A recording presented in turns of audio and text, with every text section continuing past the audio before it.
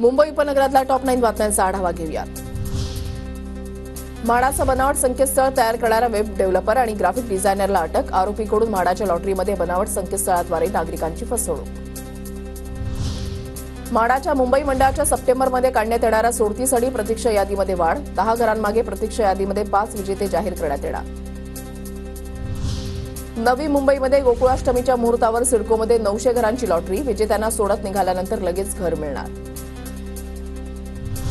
मुंबईत 30 ऑगस्ट रोजी दुसऱ्या जागतिक हळद परिषदेचं आयोजन। परिषदेमध्ये हळद उत्पादक, देशांतर्गत आणि निर्यात व्यापारामधील तज्ज्ञ व्यक्तींचा सहभाग असणार। हळद बाजाराच्या भविष्यामधील वाटचालीचा मागोवा घेतला जाणार। मुंबईच्या किनारी जहाज दुरुस्ती केंद्रासह नवे अतिरिक्त क्रूझ टर्मिनल सुद्धा उभारले जाणार। कार्गो वाहतूकही दुप्पट होणार। नव्या सुविधांची संरचना मुंबई बंदर प्राधिकरणाकडून सुरू। बीकेसीमधल्या पॉट टॅक्सीसाठी दक्षिणेमधील 2 कंपन्या उत्सुक। लवकरच निविदा अंतिम करून प्रकल्पाच्या कामाला सुरुवात करण्याचे एमएमआरडीएचं नियोजन।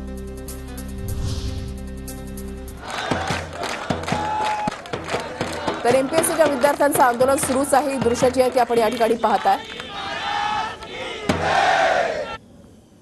पुण्यामध्ये कालपासून परवापासून जे आहे ते एमपीएससीच्या विद्यार्थ्यांचं आंदोलन जे आहे ते सुरूच आहे आणि त्यांच्या विविध मागण्या आहेत आणि याच मागण्यांसाठी हे आंदोलन केलं जात आहे। पुढच्या बातमीकडे वळणार आहोत। ठाणे रेल्वे स्टेशन परिसरामध्ये रेल्वे प्रवासी संघटनेचं निषेध आंदोलन।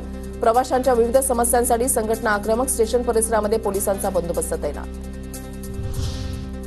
ठाण्याच्या शहापूरमध्ये वन विभागाकडून लाकूड तस्करांवर कारवाई। 4 लाकूड तस्कर पसार। लाकूड तस्करासाठी लागणारं साहित्य जप्त।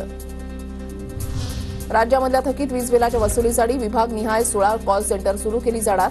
300 कर्मचाऱ्यांना तैनात करण्याचा निर्णय। वीज बिल थकबाकीदारांना महावितरणकडून फोन कॉल येणार।